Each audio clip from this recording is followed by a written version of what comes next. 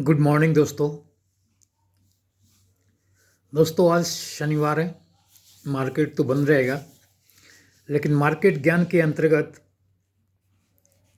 आपको आज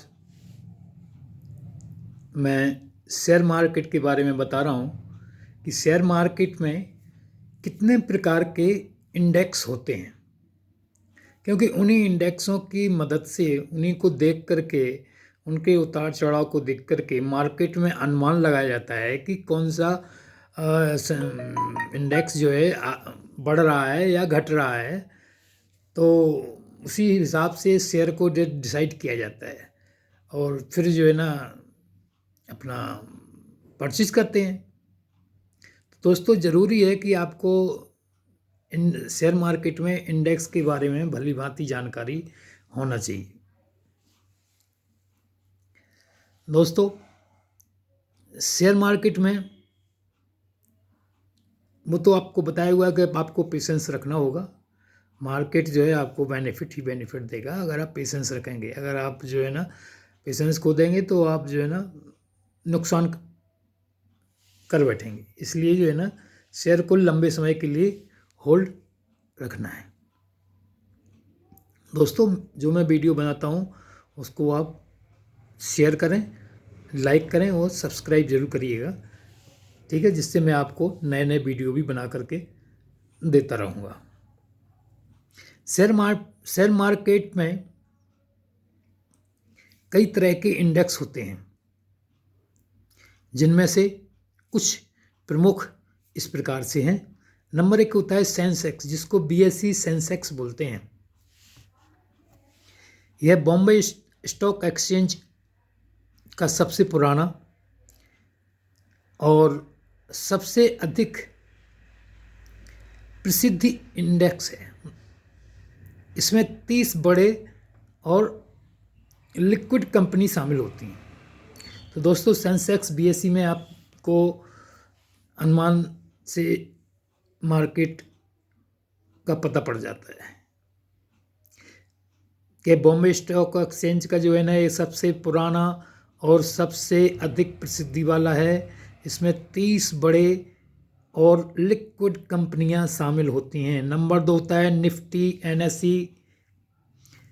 यह नेशनल स्टॉक एक्सचेंज NSE का सबसे अधिक प्रसिद्ध इंडेक्स है। इसमें 50 से अधिक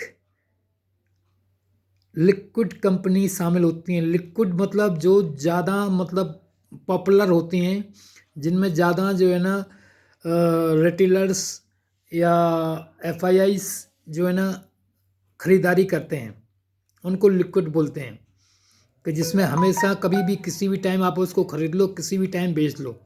अगर लिक्विड उसमें तरलता नहीं होगी, लिक्विड नहीं होगा, तो उसमें क्या है आप शेयर और बाई करने में आपको प्रॉब्लम आती है। तीसरा होता है निफ्टी नेक्स्ट 50। निफ्टी नेक्स्ट 50 यह NSE के एक और इंडेक्स होता है जिसमें 50 बड़े और लिक्विड कंपनी शामिल होती हैं, जो निफ्टी में शामिल नहीं है। निफ्टी नेक्स्ट 50 में इतने ही अंतर होता है कि ये निफ्टी में शामिल नहीं होते हैं, बाकी इसमें जो है लिक्विड कंपनियां ही शामिल होती हैं। चौथा है BSE 100। यह BSE के एक इंडेक्स है जिसमें 100 बड़े और लिक्विड कंपनियां शामिल होती हैं। इसके बाद होता है BSE 200। यह BSE का ही एक इंडेक्स है। इसमें 200 बड़ी और लिक्विड कंपनियां शामिल होती हैं। इसके बाद होता है BSE 500। यह BSE का एक इंडेक्स है जिसमें 500 बड़े और लिक्विड कंपनियां शामिल होती हैं।